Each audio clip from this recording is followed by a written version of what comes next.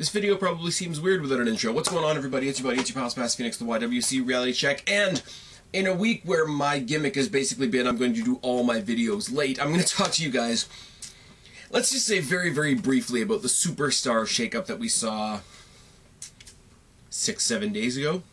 We got a lot of moves. We got a lot of things that were announced after the shows went off the air. Eric Young got announced on a graphic 2 years in a row. But there's a lot of interesting things to say. There's a lot of, pros and cons. I'm going to do the whole Simon Miller thing again. It's got a lot of ups and a lot of downs, a lot of things that are ticking people off. I think we agree on a lot of things that tick each other off. But I don't think we necessarily agree on how many of the things that are potentially good things, depending on how you want to look at it. And that's the reason I'm doing this video. If it was all great, then everybody would have talked it to death already, and I would have nothing to say. If it was all shit, and if it was all a shitty experience, I wouldn't really have anything to say because everybody would have said it already. But it's a nice mix of the two. There's good, there's bad, there's stuff that's just sort of like neutrally interesting. So what I'm going to do, in a very predictable and boring fashion, to be quite honest, I'm going to go through all the picks that we know of. But first of all, and very briefly, there are people left out, and there always is. I remember there was a draft way back in the day when the one person not drafted was Chris Jericho. Several years later, they made a whole story about the only one not drafted being Heath Slater, and then he became the SmackDown champ with Rhino and all that sort of thing. Right now, because they are the women's tag champions, and those champions float, the Iconics are on both brands. Right now, because she holds both women's championships, Becky Lynch is on both brands, and of the 6 or 7 people that came up from NXT before WrestleMania, before the shakeup, and were just sort of floating around everywhere, the one that has not really settled or been specified on a particular brand is one of my personal favorites, Nikki Cross. Now, we're going to get into where I think she should go. I think she should go on Raw. It's been, I don't know, alluded, assumed, put out in dirt sheets, in like opinion pieces and whatever, that she's on Raw, and I do think that's the right place for her, but they haven't really made an announcement about it yet, and I think if she's going to be one of those ones that's sort of able to float a little bit, and that puts her on the same level or the same staging as, well, think about it for a second. The only people that are allowed to be on both brands are the tag champs, the women's champ, and John Cena. So if you got Nikki Cross still floating around somehow, then that puts her in the same category as them. Now, does it actually put her in the same category as them? Absolutely not. But if she manages to get a couple more weeks of dual exposure, then good for her. You got a guy like EC3 who's finally settled in a spot, and that spot is somewhere below the broken staging. But let's just go ahead with it. These are not in any particular order. Some of them are in some kind of order because I'm trying to make a further point, but for the most part, it's just what I was able to write down from WWE.com and Wikipedia.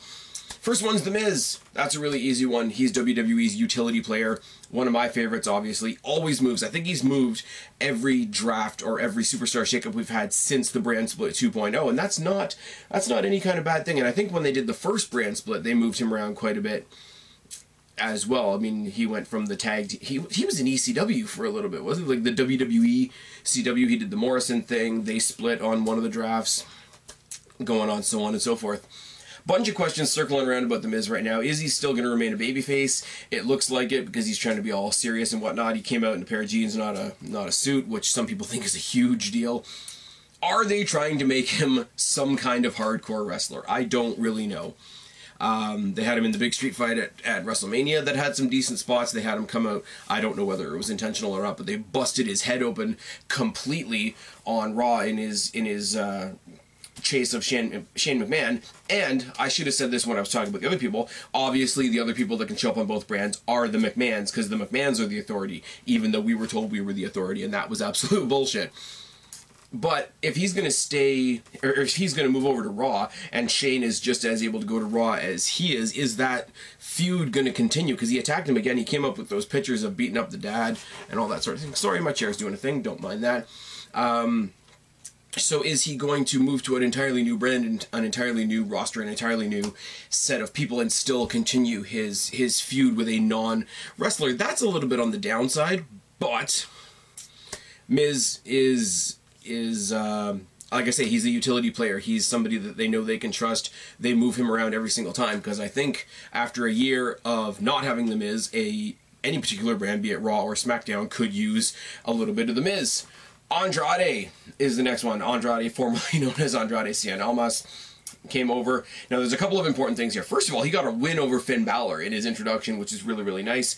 A bunch of us thought, oh my god, that's so terrible. Why would you put him in there, and why would you have him beat the Intercontinental Champion? Why would you have Finn Balor lose? Why? And everybody cried on the internet with their Bullet Club shirts on and their two sweets, you know, sort of sitting at half-mast. But it all worked out in the end, didn't it, when we get to SmackDown. Now, the first important thing is they brought over the entire package. They brought him over with Zelina Vega. Now, Raw is the character-driven show. It's the storyline-driven show more than the wrestling show. We know Andrade can wrestle. If Raw can give him a chance to flush out his character a bit more, which we know is awesome, that'll be a great thing. Zelina Vega is a great part of his package, but if we're actually going to see more of her actually in the ring. We saw her do the head scissor to Finn Balor, which was fucking amazing. And we saw what she could do in NXT. But as we're going to talk about later on, the Raw Women's division is kind of struggling a little bit. If that means that she's going to get a chance to actually perform rather than just be a side piece for Andrade, that's a really good thing. I started this list and I started thinking about who that people could actually fight, and I gave up on that idea quite quickly. But for some reason, and the number one reason being we know Ambrose leaving is a work, I'd kind of like to see Andrade take on Dean Ambrose. Maybe go after a mid-card title. You know, it's not going to be the IC title. We'll talk about that later on. But yeah, great move. They put him on SmackDown and didn't really do anything with him. It was weird because he was going in there with great guys. He was there fighting the likes of AJ Styles and Daniel Bryan and members of the New Day and all that sort of thing. But he was having these great matches with these main event guys that didn't get him anywhere, and it was. He sort of sidetracked into like mixed tag situations, I think with like Rusev and Lana and all that sort of thing. So if that was a soft start to him on the main roster, let this be his real start. Aleister Black and Ricochet. Now, this isn't a new thing. This was sort of, instead of, oh my god, look, Black and Ricochet are here, it was very much a sense of, okay, they've decided on a brand. Now, there's a couple of things out here. They're confirmed to Raw, which means we're not going to see them on SmackDown anymore. They're still a team, which has a lot of people cry-assing again because they want these guys both to be singles guys. But these guys are a pretty fantastic team, and we've brought up a lot of singles guys recently, so to get them lost in the shuffle or put them in a tag team that is working and is going to keep them in a prominent spot, it's all right. Now the question is, Aleister Black's character is kind of neutral, but Ricochet's character is definitely a babyface. Now, do you have them go sort of face and middle versus a babyface team like Hawkins and Ryder? Would Ricochet have to go heel a little bit for that to happen? Or do they sit in waiting? Do they sit in the background a little bit until there's a heel team with the belts and then go from there? The music thing I'm going to touch on because there's another tag team we're going to talk about in a second that's got so much more to talk about. The Aleister Black thing where they're putting the creaky sound into his entrance, and I get it, it's a little bit dumb. You go from being this layered, complex goth character in NXT to basically being part of a Dracula movie with the sound effects and the eerie stuff. We're gonna make him the next Undertaker, except that's not the deal. Is not a good NXT to WWE translation. Ricochet, they pretty much haven't touched. He's still got the same music, still got the same name, still got the same gimmick and everything. But the bullet sounds, the actual Ricochet sounds before his music started last week on Raw, it's the same as the Creek, and it's the same as what we're going to talk about next. But it's one of those things that I didn't even have a chance to hate because I just picked up my phone. I just picked up my phone and I said, there it is. There you know. There we've got Twitter. It's all good. I'm going to watch the fire happen on Twitter now. But at the end of the day, Black and Ricochet are there. They're fantastic. They make a great team, even though nobody really likes them as a team. And if they manage to get tag team gold before splitting up and doing a singles thing, I don't mind that at all. Now, if you figure as well, the last thing they did in NXT was win the Dusty Classic and get a shot at the NXT Championships that they didn't win. which brings us to the NXT Tag Team Championships, which brings us to the introduction of the War Raiders. Oh, wait! They're not the War Raiders. In the same match, you had Black and Ricochet taking on the Revival, Black and Ricochet and Hawkins and Ryder taking on the Revival in a mystery team. And the mystery team was interesting because the War Raiders came out. We heard the War Raiders music blasting, and then we saw the Titantron, and we thought it might have been a glitch, we thought it might have been a joke, until we heard the ring announcer say, and the Revival's tag team partners, Ivar and Eric, the Viking Experience. And oh my god, I don't have the time to do it proper justice. Go to my buddy OKFabe's channel, check out this week's episode of the OKFabe Show. He's got a little montage of just different people's reactions on YouTube and Twitter and all that sort of thing. The best reaction I think I've seen is somebody that I've been watching a lot of recently, and that's Joe Cronin. And it's just him like howling in laughter at the name, and it's just like, what the absolute fuck. I mean, we talk about it before. We talk about Alexander Rusev becoming Rusev, recently Mustafa Ali becoming Ali. We put a few sound effects on Blackachet, but this is another level. It really, really is the Viking Experience, and everybody's saying either one of two things. It sounds like a theme park ride, or it sounds like a gay porno. One or the other. I don't really know what to say, because other than the names, like their individual names and the tag team name, the gimmick looks like it's exactly the same, and they're impressive as hell in the ring and whatever. The point that I want to draw to is with Black and Ricochet, the last thing they did in NXT was lose to the Viking Experience at TakeOver, trying to get those tag titles. Now, if these guys go on to become champions and they can recreate that match between Black, Ricochet, and the Viking Experience, it's all good. We might get that match again. But so many people, and I don't blame them, let me be clear on this, so many people can't get past the name. And it's true. And you got people out there that will make the logical points like, hey, Jon Moxley fans didn't riot in the streets when he became Dean Ambrose. Tyler Black fans didn't riot in the streets when he became Seth Rollins. It's like, but that's a name. That's just a name. That's not a really, really stupid name for no reason when you already exist within WWE. Now, another thing we got to touch on, and I should have touched on this back when we were talking about Black and Ricochet. WWE, the fans have always said WWE has a really, really shitty way of splitting up friends, splitting up couples that they don't like and whatever. Behind the scenes, couples that we know are couples because we read the dirt sheets and whatever. Now, Andrade coming up to Raw brought Zelina Vega up to Raw. Zelina Vega is in some kind of relationship with Aleister Black. I don't care. That's not my business. But if they can be on the same show, because Black and Ricochet are also on Raw, that's fantastic. In the same tone, though, you bring Andrade to Raw without bringing Charlotte onto Raw, who we know is in a thing with Andrade right now. Yeah, Charlotte's in a relationship with Andre the Giant, because I say the wrong things sometimes. Andrade and Charlotte putting questionable material out on Instagram. Maybe they wanted to keep that separate. So they helped out one couple and sort of fucked over another one. So WWE's sort of halfway one, halfway the other, as far as people that bitch about, like, oh, why wouldn't you consider their personal life? And yeah, I get it. If you got another couple that we're going to talk about in a minute that got to move to Raw together, pretty much, and if they can do that, that's fine, and if it works out in your favor, that's fine. But at the same time, I do have to think that these are your bosses. These are the people that are giving you a paycheck. These are the people that need you to be a certain place at a certain time, etc. Now, do you go to your, like, I got a pretty boring ass job. I work in a fucking warehouse. I drive a forklift all day, and currently I don't have a girlfriend. But if I did have a girlfriend, I wouldn't go to my boss and be like, well, I want to work all day with my girlfriend, so you should give her a job too. I want to work, if I start dating somebody in the office, it'd be like, well, I want to spend more time with my girlfriend. You should bring her back to the warehouse. That's not, that demand wouldn't work in any other scenario other than WWE, and it wouldn't be a thing that you even thought you could ask for in anywhere else but WWE. And at the end of the day, guys, all of you that are saying you're sticking up for your favorite wrestler's relationship, how other than the invent of the internet, other than the fact that we think we are entitled to this peephole into these people's lives, how is that any of our business anyway? I mean, Andrade and Zelina are a fictional couple within WWE. Like they're the business associates. She's the manager, whatever. Obviously, we don't want to break up that package because it's a package on screen.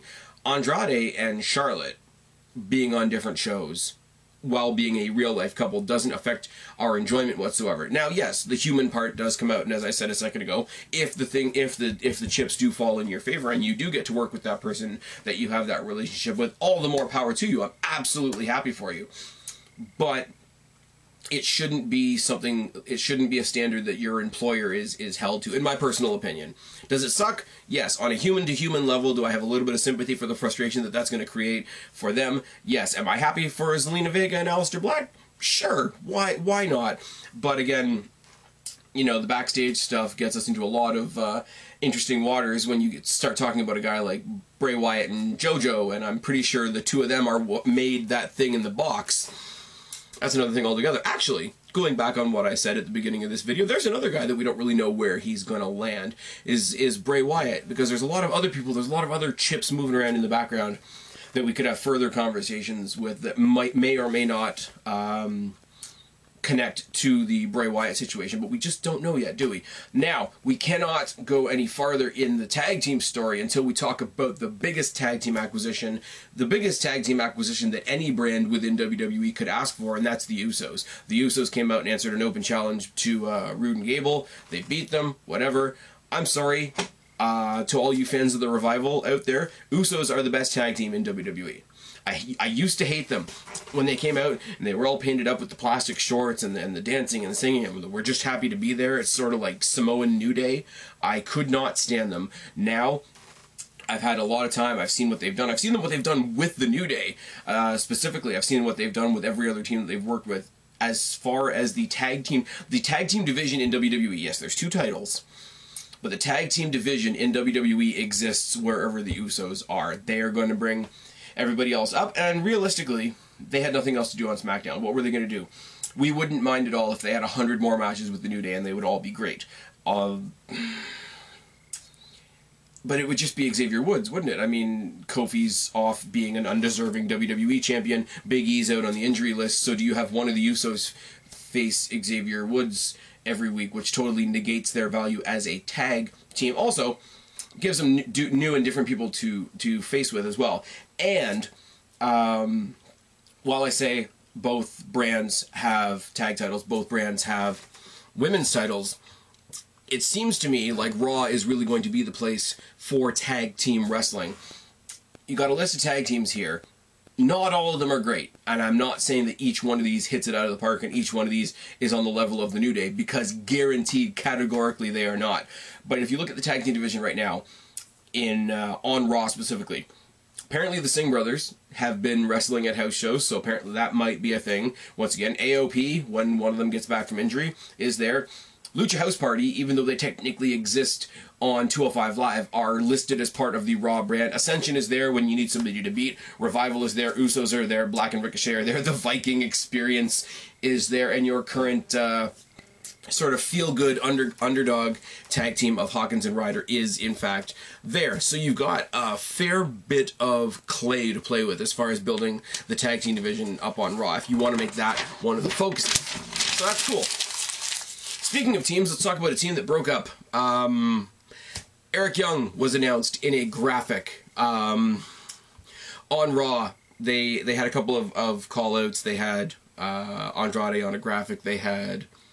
Who else did they have? Oh, with the Usos being on Raw, unfortunately that brings Naomi with them. So you know that's not going to be good for the women's division, is it? We have Eric Young announced as a solo guy, and you wonder what the hell's happening there, what the hell's going on there. And then you look online and you see Eric Young, Killian Dane, Alexander Wolf, all talking about the death of Sanity and what that could mean and whatever. Eric Young being moved to Raw, obviously. If you don't want spoilers, don't listen for a second. Alexander Wolf was just shown at the most recent NXT UK tapings, so he's apparently going to be part of that. Maybe he wanted to be closer to home, I don't know. And I have no earthly idea what they're going to do with Killian Dane. Now, Eric Young on his own, if you watch TNA at all, you know that he can float in and out of factions, in and out of stories, in and out of crazy and not crazy, in and out of face and heel. The guy's a pretty flexible performer, a character actor, etc. So it will be cool to see him do something on his own. Maybe they team him back up with Nikki Cross. I don't want that to be her sole focus. I would love to see Nikki Cross go out on her own and get herself a title, which they never let her do in NXT, but I just want, if they choose to keep the two of them together, because they're two, even the theme songs are sort of remixes of each other. My thing is, this is the second time that they've drafted him to a brand without even letting him be seen to acknowledge the move. Whereas everybody else, I'm like, oh, they could do this, they could do this, they could feud with this person, they could go for this title, they could do this story. My thing with Eric Young is a lot simpler. Just do something with him. I mean, the guy's not exactly young, pun intended, but let him do something to say that he had a WWE impact, because before you know it, this guy's going to be retiring, and I'm not wishing that on him. I'm not wishing any harm or anything like that. But like, time catches up with us all. It's the match we all lose, as the metaphor goes. Why is my thing flashing? Don't wait till it's too late to do something with Eric Young. The next one we got was Rey Mysterio interrupting on Elias, because that's just what he does now. You know, Elias goes out there and talks about people being afraid to show their face, so obviously he's interrupted by a guy in a mask. Rey Mysterio comes out. He's going to maybe contribute to, continue his rivalry with Andrade. They can both feud for a mid-card title, I guess. Rey Mysterio, I don't have much to say, because it's one of those things where it's Rey Mysterio. You know what element he brings. He's a really experienced guy. He's sort of got a second life since he came back to WWE. Anybody that's been following me for a long time knows he's not my favorite guy in the world, but I do acknowledge the significance that he brings to the brand. And it's funny. It's sad that his introduction to the company was interrupted by Lars Sullivan, who then proceeded to kill him. Lars Sullivan is just going after Attitude Era guys, Rey Mysterio, the Hardys, Kurt Angle. I don't know what the deal is with that. EC3 has been confirmed on Raw, which means we're not going to see him on SmackDown anymore. His debut match, I guess you could say, was against Braun Strowman. It never started, and Braun Strowman threw him through the floor. Please do something with EC3.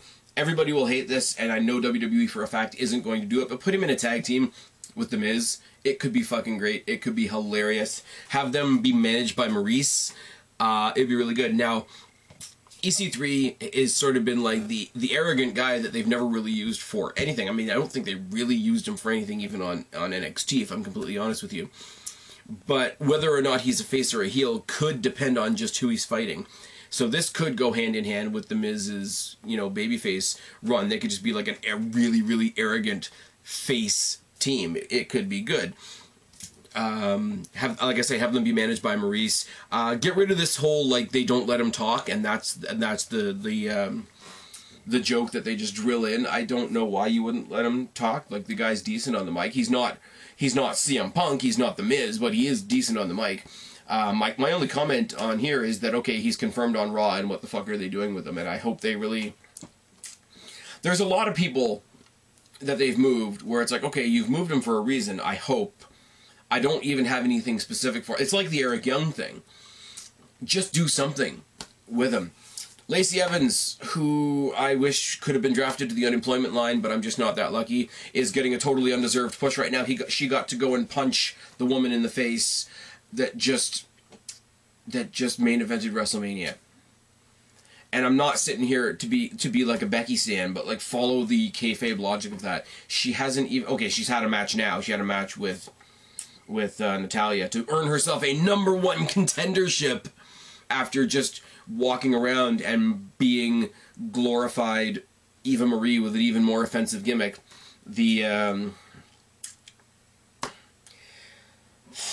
I don't even know.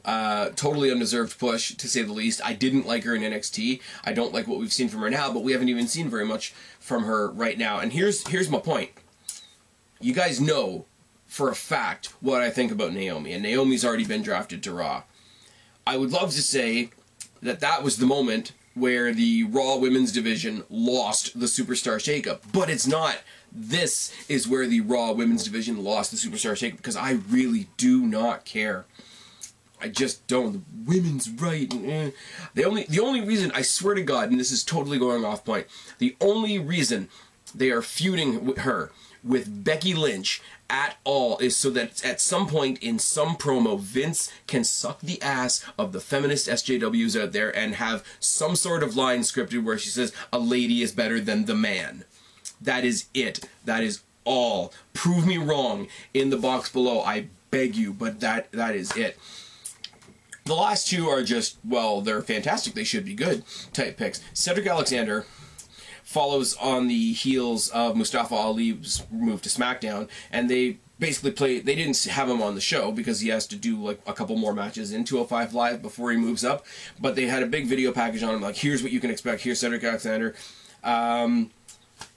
Honestly, because we saw Andrade drafted at the beginning of the night, I can't help but think Andrade and Alexander, I hope they don't shorten his name like they did to Ali, but it should be good.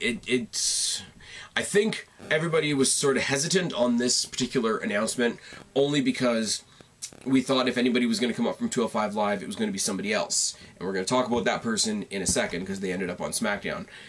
But it is cool that the announcers on Raw were acknowledging that the Superstar Shakeup does not just include Raw and SmackDown. It does not just include call-ups from NXT, but you can get call-ups from 205 Live. Now, the one thing I will say about that is they got one last hoop to jump through, and I think by the next shakeup, you're going to be including call-ups from NXT UK, because I really, and this is where I was wrong, I had two picks, and I got one of them, but we're going to talk about that when we get to SmackDown.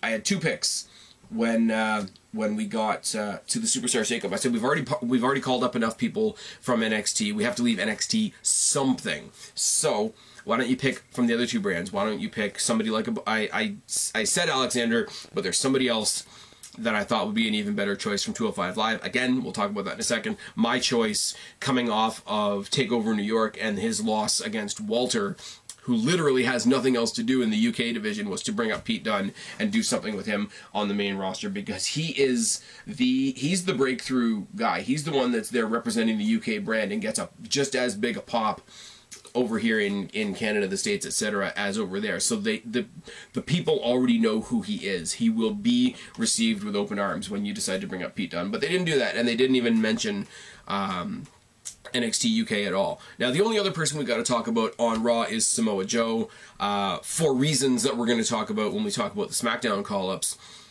Samoa Joe and thus the US title are coming over to Raw. Now, the rumor is that there were a lot of travel issues leading into this past week's Monday Night Raw, which led to a lot of things being rewritten, a lot of people being kept off the show, and why certain people were only added in graphics and video packages, etc. Now, one of them was Samoa Joe. Now, if you got a guy who's coming over to another brand with a title, you don't just want to show that on a graphic. So apparently, from what I have heard, and I could be wrong, somebody tell me down in the box below, he's been ill.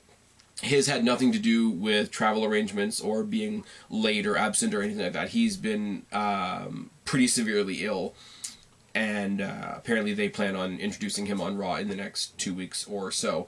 Now, that's more of a strategical move. You move one title, you have to move another title in there to replace it. But on the one hand, I want to have Joe over there, maybe feud with, again, like the Andrades and the Cedric Alexanders and the mid-card on Raw, because he's sort of plowed through everybody on SmackDown. But I really don't want the thing that they're setting up between him and Braun Strowman to be a big thing, because Samoa Joe is a monster. He's a tactician, a monster. He'll take you apart. He's very devious in that way. You don't push somebody as a monster by putting them in the ring with somebody that you've already told us is a bigger monster. Now, more people like Samoa Joe than Braun Strowman, but that doesn't really matter at the end of the day. What matters at the end of the day is the WWE story is that Braun Strowman is the biggest monster they've got. So feuding him with Samoa Joe, unless they're going to have him absolutely wipe the floor with Braun Strowman, which I would love, but I don't think is going to happen, then I think it's a bad move. I think you'd make that like a one-night thing. maybe he takes him out with a pipe wrench and Braun Strowman's gone, and he gets to be the guy that got rid of Braun Strowman and move on to somebody else. I don't think a long-standing feud between the two of them is going to do any good for anybody. That's just me. It would be like putting the cruiserweights in a match with a really big referee. It's not the same. Anyways, SmackDown. Got some tag team moves over there. Heavy Machinery is confirmed for SmackDown, so that's a thing. We're not going to see them on Raw anymore. They're a fun team. They're an able as hell team. They're a big team, big powerful team. They can do some really, really cool spots, and they could decide to make them serious if they want to, but I really do see them just sort of getting sucked into comedy skits with the New Day. Like, if they hadn't done the Kevin Owens thing this past week, I could see, like, Otis being, like, an honorary member of the New Day and them doing some comedy that way. Them cooking him some food because he's big could be a thing as well. Really, the only thing I can see them doing as far as a long-standing feud is maybe get them up against the Club, because the Club have that... Whereas they are the comedy babyface team, you need a comedy heel team for them to go after. And, I mean, the Club are just... They don't give a shit anymore, do they? Apparently they're leaving, too. Apparently they're leaving. Just like apparently the Revival were leaving. Just like apparently Sasha is leaving. Just like apparently Harper and Dane and everybody's leaving. And just to that... I have nothing against the Club. Gallows and Anderson, yeah, of course, they should have been used better. But the thing is, sure, walk out the door. We have NXT. We have an entire factory, big yellow and black factory designed to create replacements for anybody that wants to leave. That's... I don't know. Liv Morgan has been drafted to SmackDown. We found this out after the fact. This breaks up the Riot Squad. That legitimately sucks. It's different from what we said before about Andrade and Charlotte, where you've broken up a behind-the-scenes couple that doesn't really affect the show. This actually does affect the show, because all three girls here, even though they were always used as jobbers, they had something to do, and that something was this group. Now, on the one hand, you could split them up and they could all do individual things. Ruby Riott could get the proper push. Like we said, a year and a half ago, she had that great match with Charlotte, and that didn't get her anything. Sarah Logan, and I don't even remember at the top of this video if I mentioned this, with the Viking experience. She's married to Ro, and I don't know what his new name is, and she does the Viking sort of gimmick. Anyway, so if she links up with them and becomes part of their act, that wouldn't be the worst thing in the world. So if she does that, and Ruby Riott goes on and maybe gets some semblance of a push, maybe gets Lacey Evans out of the way, gets Naomi out of the way, etc., I would love to see Ruby Riott versus Becky Lynch. Now, we saw that on Raw, and it was sad, because it was Becky's sort of I'm the champ now moment, where she just sort of fucking destroyed everybody. But later on down the line, that could be a cool story if we build her up properly. Now, Liv Morgan, on the other side of the coin, is somebody who's really been left to sink or swim on SmackDown. I don't know how WWE sees her as a solo act, so hopefully they don't see her as a jobber. I think her leaving sucks for her, might be good for the other two, and that's really... anybody that watches the Taz Show or listens to the Taz Show podcast has heard him say a bunch of times, sometimes others have to die so that others can live, and I just hope that Liv Morgan is not a victim of that. Now, sticking with the women's division, we've got Bayley, who came over, breaking up the Boston Hug Connection, says she's done with tag team wrestling, and she's done with hugging people, so I'm hoping that... I don't know how you give her kind of character an edge unless you flip the script entirely. Seems to have a bit of an attitude, Jade, and she's got fresh new matches, maybe a match with Becky down the line. We saw them sort of getting each other's faces on SmackDown. But the thing I love as well, and this is not me saying this, this is something I think WWE is doing to sort of dig at Sasha Banks. And you know what? I'm kind of in favor of it, because Sasha Banks is a spoiled brat, in my opinion, who's been handed the absolute world and thinks she deserves more. Before moving Bayley to SmackDown, they put her in a tag team match with Naomi on Raw. And then what did they do? They threw in a tag team with Ember Moon tonight on SmackDown, which we're going to talk about in a second. And basically, what I think they're saying to Sasha Banks, and this is questionable and it's very problematic, but basically the message is, okay, go have your temper tantrum, tell us you're not coming to work. We can grab anybody we want to be Bayley's new black best friend. And you know what?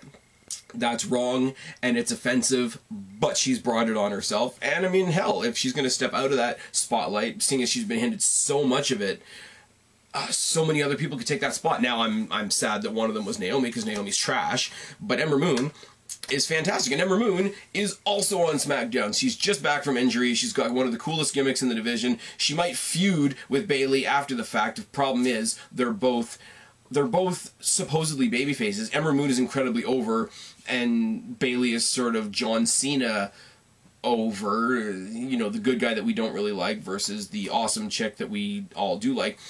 But in WWE's eyes, who would you turn heel in that? It's a really cool dynamic, and obviously one or both of them could go face Becky Lynch at any given time for the SmackDown titles, because it's been made very apparent that those two titles are going to still stay separate.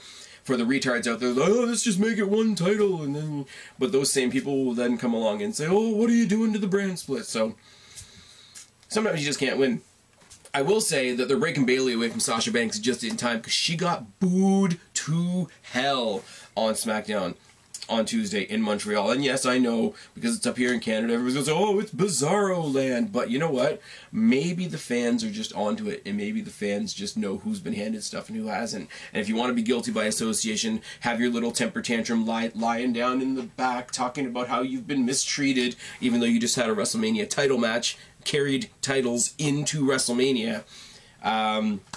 You're going to get some of that. I mean, like, that's just it. It's like the people that want to go and kayfabe Hulk Hogan is the biggest hero WWE has ever created, but in real life, oh, he said some mean things, so we're going to boo him and be edgy. Well, that kind of logic doesn't apply just to Hulk Hogan. If we're starting to hear that you're a dickhead in real life, or that you're supporting somebody who's a dickhead in real life, Sasha Banks is going to get booed. Or, sorry, Sasha Banks is going to get booed, obviously, but Bayley's going to get booed by association. So maybe, just maybe, they're saving her from a bit of that, but it seems like it's already happening. Like I say, Ember Moon just back from injury. Really cool to see her back. I love her finisher, and if she's going to make a move at any given time, it should really be while the Superstar Shakeup is happening, but also when she's just coming back from an injury. You know, new surroundings, new place, new opportunities, new rivalries, the whole thing. Now, the most exciting thing was, who was Paige's new tag team going to be coming in, bringing in to face the Iconics. And I love it because she came out to announce them, and her old running mates of Absolution came out and said, oh, we know you're here to introduce us, right. And she's like, actually, no. But it was a cool thing for us to realize that the former members of Absolution are still very much a thing. And freaking DeVille and Rose are so massively underrated, it's disgusting. But no, her team is, first of all, Asuka, which is awesome.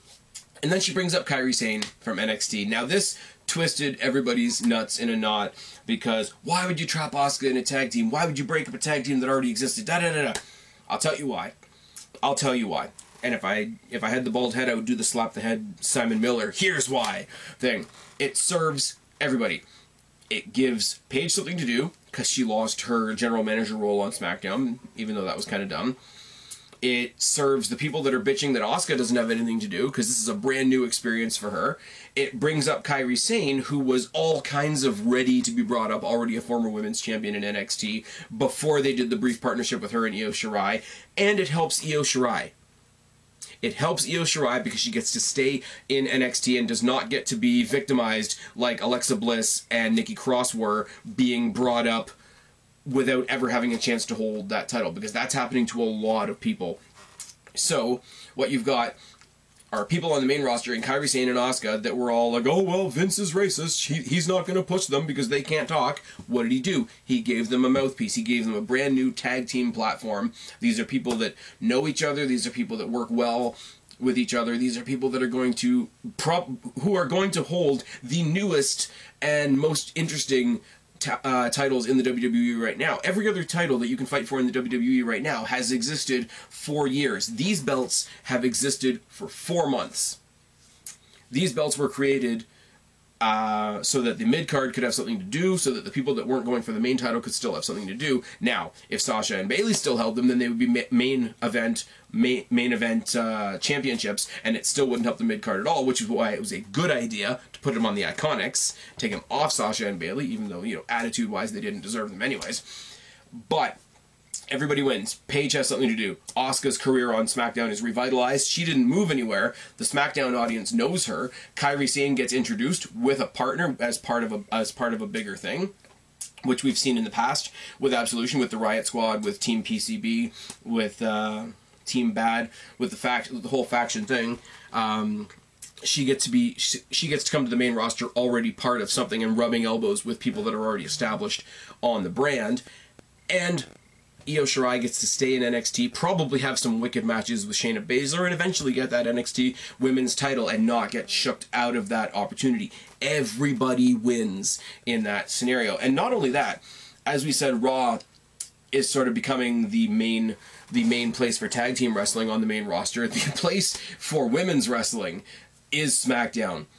What do they have on Raw right now? I mean, they have Becky sometimes. They have the tag team champs sometimes. But realistically, they've got Sasha Banks if she ever decides to come back to work, Lacey Evans, Naomi, I think Alicia Fox. Yay. Oh, Zelina Vega. Zelina Vega's a good shout. On SmackDown, you've got Asuka, you've got Sane, you've got Rose, you've got Deville, you've got Kay, you've got Royce, you've got Mickie James, apparently. That was written in after the fact, but you got Mickie James there now. Bayley, Ember Moon, Liv Morgan, who's got a new life outside of her faction, so we'll see what she does. And then on the bottom end of that scale, you got Carmella, who's still drastically underutilized and underrated, and Lana, if you need somebody to take a pin or out there just to be Rusev's manager. So that's pretty good. You got Lars Sullivan, who came over he's getting no reactions, and I have a theory about Lars Sullivan as well. Lars Sullivan is sort of going through the same thing that I saw, and any of you that saw the video that I did about the Worlds Collide episode from this week. I said the same thing about Mike Kanellis. He was out there, he's being a jackass, he was trying to get booed, but he was getting cheered by the audience, and I think it's that real life, it's that real, we do actually get to peer into their real lives thing. We know that Lars Sullivan was supposed to debut a long time ago. We know that he had some sort of breakdown, some sort of emotional instability issue. I don't know. I didn't bother to look up the details of it. But with that, there's sympathy with that. And there's, sympathy for anybody that handles any sort of like psychological, emotional issues and whatnot. So we feel bad for the guy. So it's really hard to see him as a monster when you feel bad for him. And I think what we have to do basically is we have to forget the real life guy and the real life struggles that he went through and focus on the asshole that he's being on TV so we can boo him like proper.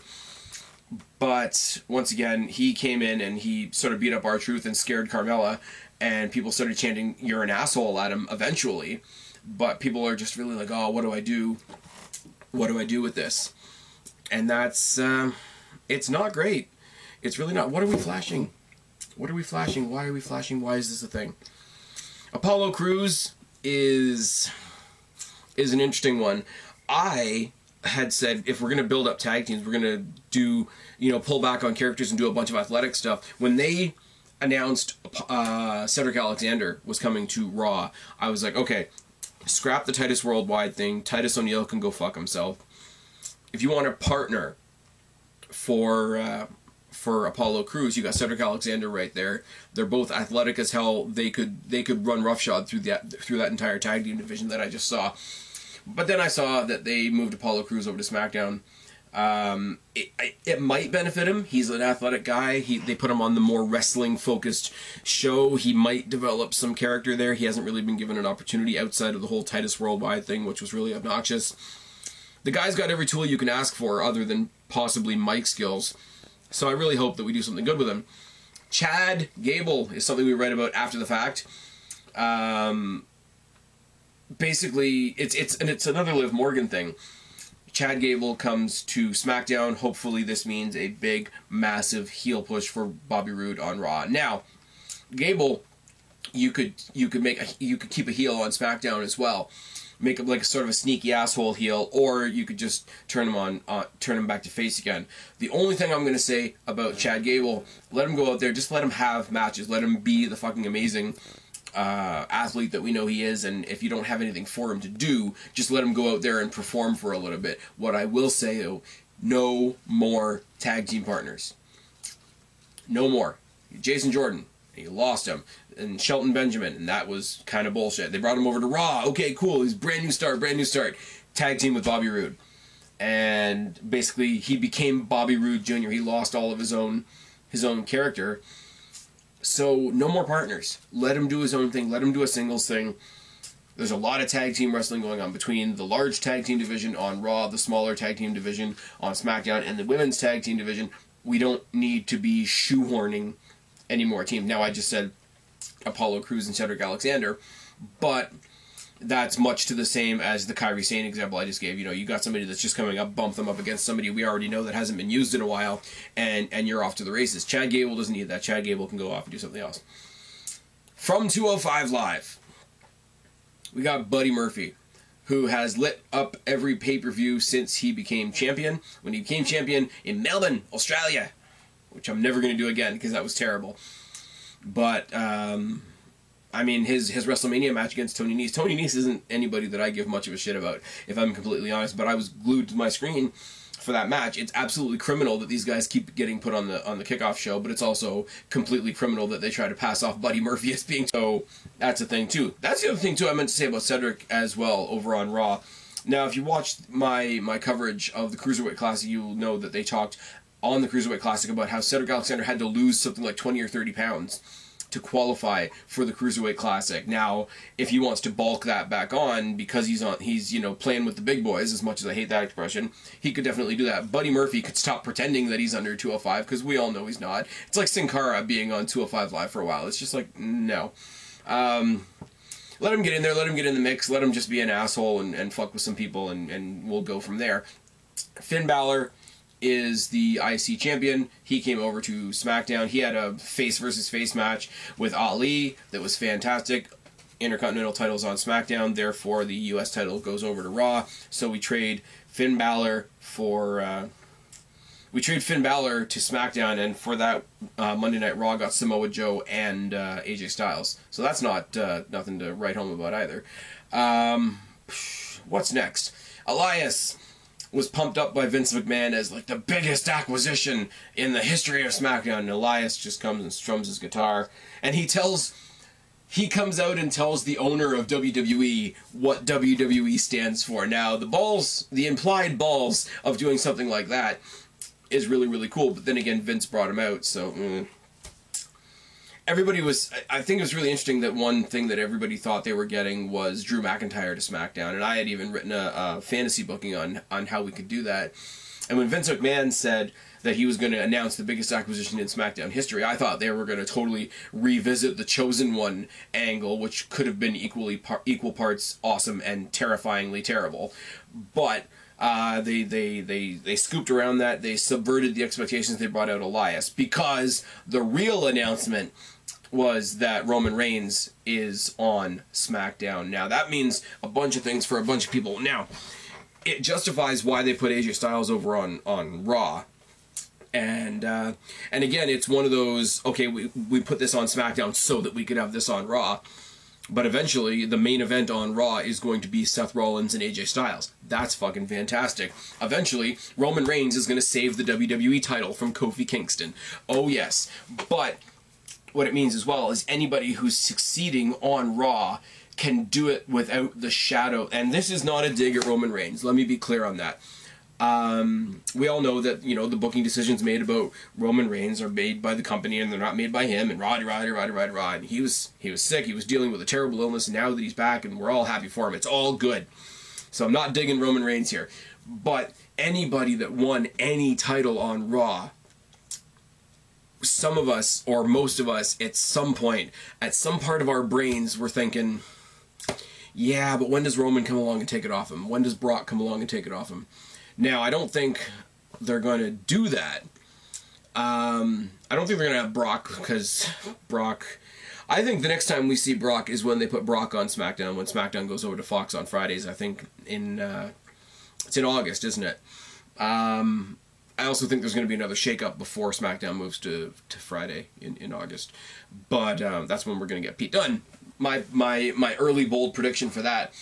But I don't think they're going to make the same mistakes on SmackDown, because right now the story still is Kofi Kingston, WWE champion. Yay! We're going to make the grand old like fantasy story that he's the first black guy ever to be champion, which he's not. Booker T and Mark Henry would like a word. I just don't think he will. I don't know who he is going to face. I think he's going to face Elias for a little bit. I think they'll probably build up Sullivan as some big monster for him to slay for a little bit. And that doesn't hurt my feelings at the end of the day, because I don't know that I care about Sullivan yet. I want to. I really do. I liked him in NXT and in his limited uses and whatever. But what it means is over on Raw, you can have guys like Andrade come after Seth. You can have guys like guys like AJ go after Seth, and there's not always like a looming Roman Reigns shadow in the background. So addition by subtraction, I think is the thing. And I don't think with him being on SmackDown there'll be such a push to get him into that main scene right away. He'll be prominent. He'll always be in a story. He'll always be on the show. I don't think that they will beat him over the head with WWE championships, because they haven't done that for a while. Look at the champs we've had over there in the past little while. We've got like the AJ Styles, the Daniel Bryan, the Kofi Kingston, not the John Cena 2.0 that Roman Reigns became. So that's all the picks that I know about. That's all the picks that I've written about, etc. Now we can talk about the stories that Killian Dane wants to leave, and Luke Harper wants to leave, and Sasha Banks wants to grace us by leaving. To which I say, go for it. Go for it. Go over to the preemptive Titanic known as that t-shirt company AEW and just fuck off. But what I will say to all of them as well, even though I like some of them, I like Killian Dane. I like Luke Harper in the little bits that WWE let me see him. I even like Sasha Banks. Sasha Banks is not bad in the ring. But what I will say to them, and what I will say to the Revival if they decide they want to leave again, what I will say to the club if they want to leave again, nobody is telling you can't leave. If you are unhappy where you are, as realistic or unrealistic as your opinions may actually be, leave. I will never tell you you have to stay in a place where you are unhappy. But do not live in the illusion that you leaving will kill the WWE. That is all I can really say. Hogan left the WWE. Austin left the WWE. Michaels left for a lot of years. Rock left for Hollywood. Cena became a part-timer. Edge broke his neck. Daniel Bryan fucked himself up for a while. I mean, people that we thought we were hanging our hats on in this company on have left.